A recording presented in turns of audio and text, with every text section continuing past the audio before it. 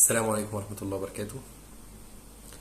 النهاردة احنا طبعا بعد الفوت اللي احنا عملناه ده، فقررنا ان احنا في الحلقة التانية مش هنستكمل الأعمال في البنود التنفيذية، وهنأجل الكلام ده ان شاء الله للحلقة اللي جاية.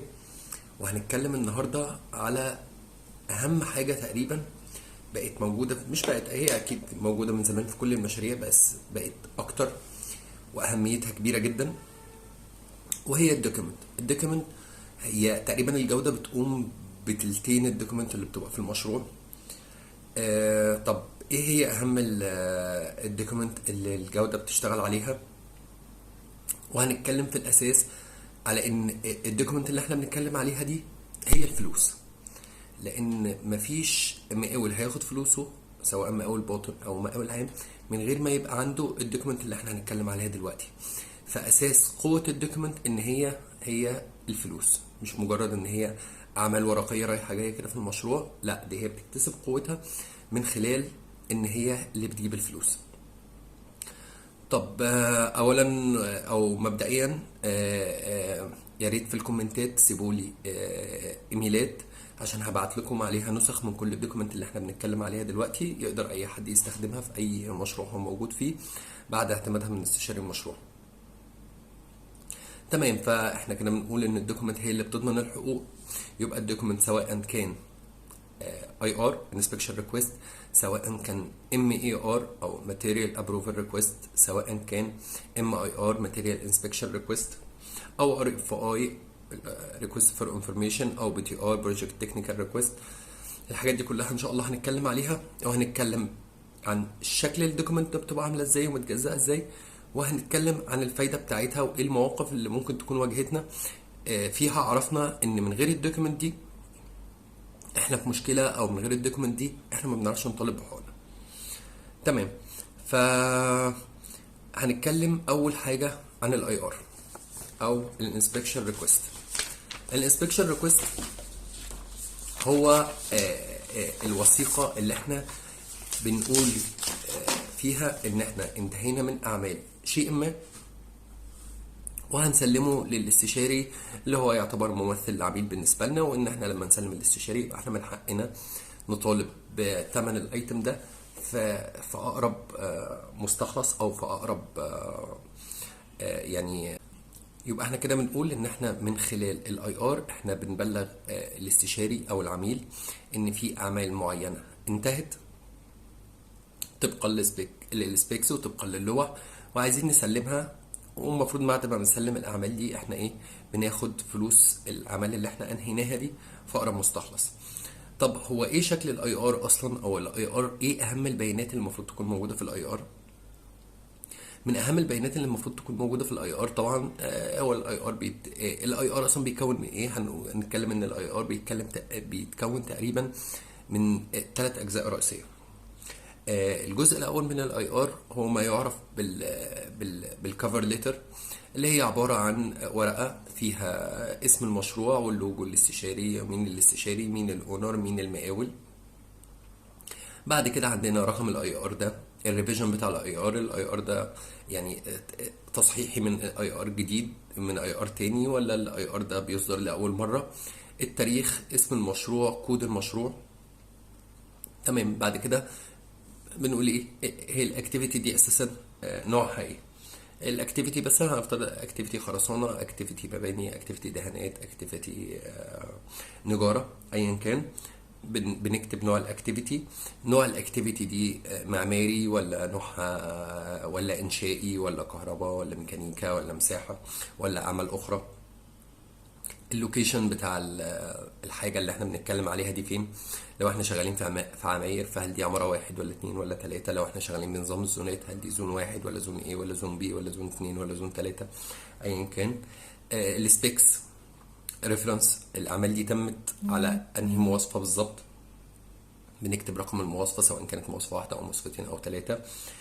والدرونج ريفرنس، الدرونج ريفرنس دي من اهم الحاجات اللي المفروض تكون موجوده في الاي ار. ليه؟ لان انا بقول انا انهيت الاعمال الفلانيه طبقا للوحه الفلانيه. لو انا ما حطيتش الريفرنس بتاعي ماشي، انت انهيت اعمال مباني طبقا لاقله لوحه، ما ممكن يكون في لوح كتير بتطلع ولو بيحصل تعديلات وبتطلع لوحه تانية. فانا في الحاله دي بثبت انا انهيت الاعمال دي طبقا للوحه اللي انا كاتب رقمها دي اللي مكتوب فيها الريفيجن بتاعها. تمام. بعد كده بيبقى عندنا خانه للديسكريبشن، دي اعمال المباني لشقه رقم كذا في عماره رقم كذا، بنوضح تاني بالتفصيل. تمام. عندنا جزء كده بيبقى موجود تحت كده في امضاءات من طرف المقاول، امضة مهندس التنفيذ، امضة مهندس الجودة، امضة مدير المشروع، ايا كان والتقسيمة بتتعمل ازاي. وبعد كده في الخانة اللي تحت في امضاءات الاستشاري، وبنسيب كده خانة صغيرة بيتكتب فيها الملاحظات او الكومنتات. طب هي ايه اصلا الاكواد اللي بتاخدها الدوكيمنت دي؟ احنا عندنا اي دوكيمنت في المشروع في خمس اكواد بنشتغل عليهم. كود ايه اللي هو الاعمال مقبوله ومفيش اي ملاحظات. كود بي الاعمال مقبوله مع وجود ملاحظات. كود سي الاعمال مرفوضه ويعاد تقديم الاي ار ده تاني بعد استيفاء الملاحظات اللي هتبقى مكتوبه. كود دي الاعمال مرفوضه وما تقدمش الريكوست ده تاني. ودي بتحصل في اوقات قليله جدا، ان مثلا انا قدمت له ريكوست الاعمال هو مش بيستلمها اصلا، اعمال تكميليه على جنب، فدي وما تقدمش ما تقدمش الدوكيمنت ده تاني، ولو اتقدم تاني هياخد رقم جديد مش ريفيجن. كود 5 او اخر كود من الاكواد اللي احنا بنشتغل عليها اللي هو فور انفورميشن اونلي. انا مثلا ببعت له شيء معين، ببعت له في الريكوست شيء معين، بقول له انا انهيت الحاجه الفلانيه. فكود 5 يعني تمام خلاص، ما فيش ولا قبول ولا رفض، او الحاجه ملهاش القيمه اللي هي للقبول والرفض. ده بالنسبه للكفر ليتر. الجزئيه الثانيه من الدوكيمنت دي او الجزء الثاني منها بيبقى التشيك ليست. التشيك ليست دي بتبقى جزء من الاي تي بي اللي احنا بنقدمها. احنا كنا لما اتكلمنا على الاي تي بي قبل كده قلنا الاي تي بي بيبقى فيها زي بنعمل فيها تشيك ليست عن الاعمال دي. مثلا لو اعمال مباني في لوح، في اعمال المساحه سقطت المحاور بتاعتها وسلمتها. بعد كده في الطوب معتمد معمول له اختباراته. بعد كده التكنيكال انسبكشن، بناخد الوزن ونقيس الابعاد من الاكسل. دي كده التشيك ليست. لو في اي امبيدد ايتم، هل الامبيدد ايتم دي موجوده ولا لا، او تشيك عليها ولا لا. فدي كده بتبقى التشيك ليست، بنمضي بنستلم بناء عليها وبنمضي جنب كل واحده منها. دي كده الجزئيه الثانيه. الجزئيه الثالثه في الاي ار بتبقى عباره عن اللوحه المرفقه. اللوحه المرفقه اللي احنا بناء عليها انهينا الاعمال. في دايما يعني لغط في القصه دي، ان مثلا ممكن حد عايز يسلم جزء شقه في دور مثلا، فبيروح عامل زي سكرين شوت كده للمكان اللي هو عايز يسلمه ويقول انا عايز اسلم دي. الطريقه دي مش صح الى حد ما. الصح في الموضوع ده ان احنا بنطبع لوحه كامله زي ما هي، وبنعمل ماركر بس على الجزء اللي احنا بنسلمه. ليه؟ لان لما بناخد السكرين شوت احنا بنبقى مش شايفين بقيه اللوحه، مش شايفين الاختام اللي على اللوحه. انا مش عارف اللوحه دي هي اللوحه المعتمده ولا مش هي اللوحه المعتمده، هو ده اللاست ريفيجن منها ولا لا، التاريخ اللي مكتوب عليها. فيفضل ان احنا بنطبع اللوحه كلها زي ما هي، ونماركر بس على الجزء اللي احنا عايزين نسلمه، او لو هنسلم المكان كله خلاص يبقى لوحه الدور بالكامل او لوحه المنطقه دي بالكامل. منين بقى القوه بتاعت الدوكيمنت دي؟ المكتب الفني مثلا مش هيعرف يطلع اي مستخلصات للمقاولين الا عن طريق ان هو يتاكد ان اعماله اتسلمت. ما ممكن الراجل ده يكون شغال وفارد كميات كبيره جدا من الشغل بس شغله مش صح. فهنا لازم المهندسين اللي بيبقوا شغالين على المستخلصات بيرجعوا للاي ارات، هل الراجل ده شغله متسلم ولا مش متسلم. لو متسلم بيتصرف له طبعا حسب النسب المقرره. ونفس الكلام بيتم ما بيننا وما بين الاستشاري. هو عشان يرصد لي نسب ويطلع لي عليها مستخلصات لازم اكون مسلم الاعمال. مش مسلم الاعمال مهما كانت كميه الشغل اللي انا خلصتها دي هتبقى غير ذات قيمه لو انا ما سلمتهاش. فممكن اكون مخلص شغل كتير جدا بس الاعمال دي مش سليمه، الاعمال دي غلط. المهم، وفي بقى يعني زي قصه حصلت معايا قبل كده بتبين يعني مدى اهميه الاي ار. القصه دي عباره عن ايه؟ ان احنا في مشروع ما كنا شغالين وكان عندنا بلاطه كبيره، بلاطه سقف، كانت سقف اول او تاني مش فاكر. المهم ان احنا اشتغلنا الشغل ده وخلصناه، وتقريبا كنا في اخر مراحل التشطيبات ساعه ما حصلت المشكله دي. المشكله عباره عن ايه؟ ان جت الكهرباء او زمايلنا مهندسين الكهرباء الحقوا ده في فتحه في السقف ناسيينها. الفتحه دي المفروض بيطلع منها كابلات بتوصل للوح.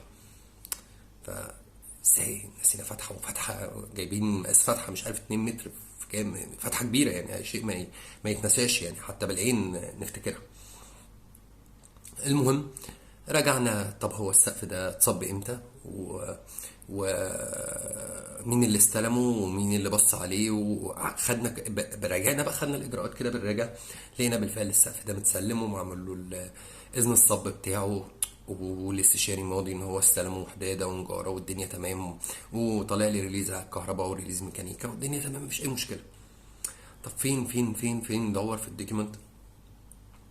فالمرفق عباره عن لوحه للسقف، فرجعنا اللوحه ما لقيناش الفتحه دي.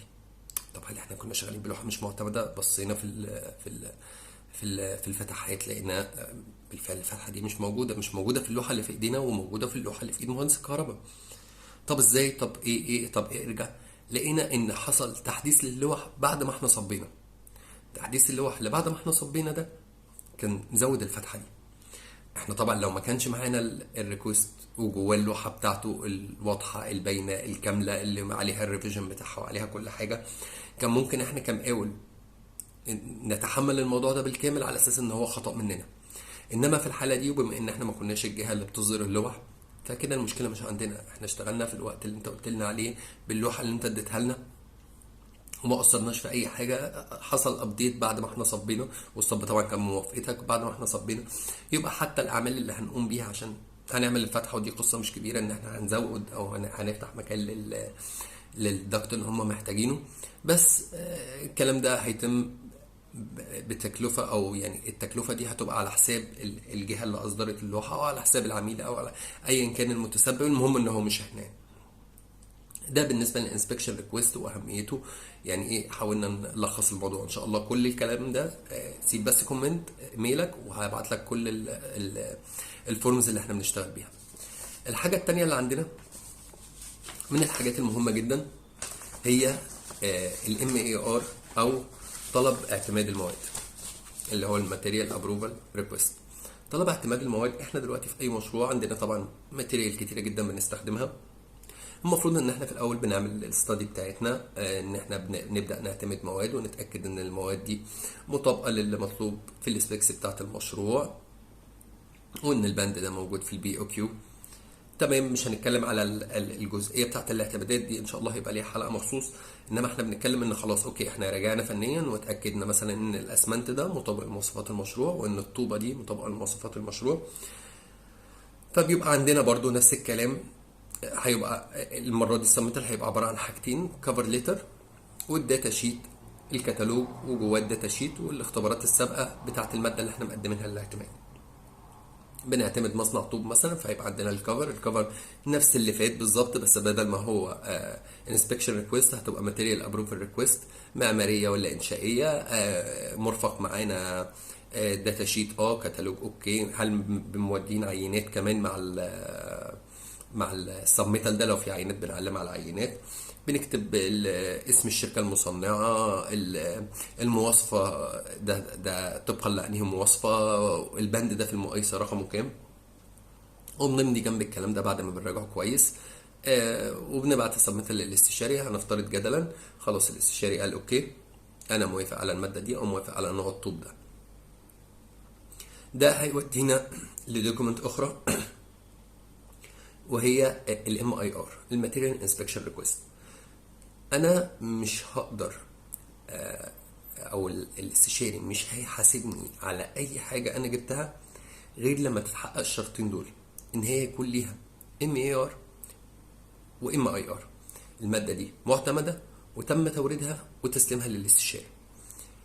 الام اي ار عباره عن الماده اللي احنا اعتمدناها، الطوب اللي احنا اعتمدناه ده مثلا جاي على البلكتات بتاعته، وقف في الموقع، ببعت الام اي ار للاستشاري عباره عن الكفر والفاتوره بلس ورقه الام اي ار، ان الراجل اللي جايب الحاجه او المصنع اللي جايب الحاجه دي حاجه معتمده.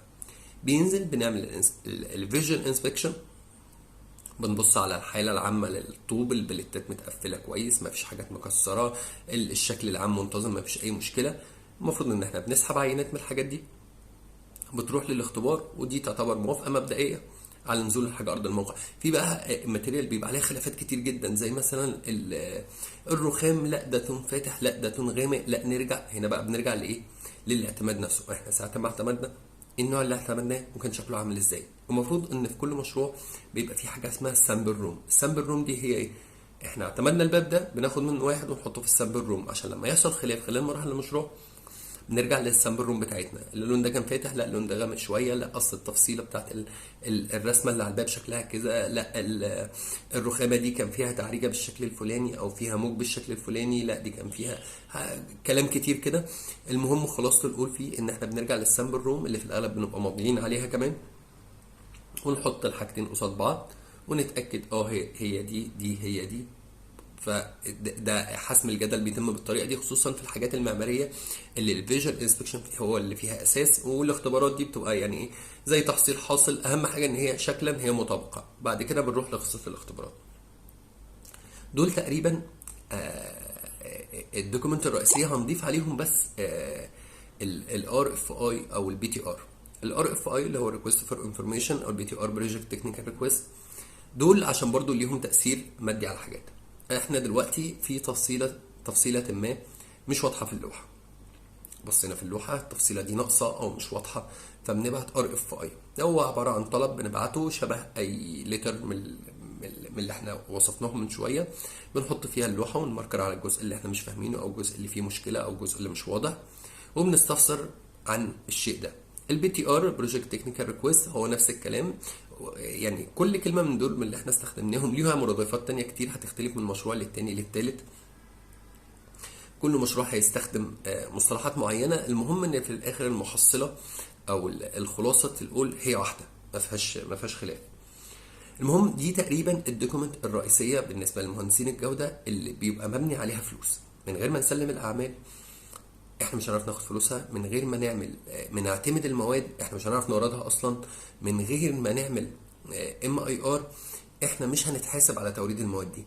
فدي تقريبا الدوكيمنت الرئيسيه اللي بيقوم عليها المشروع بالنسبه لمهندس الجوده.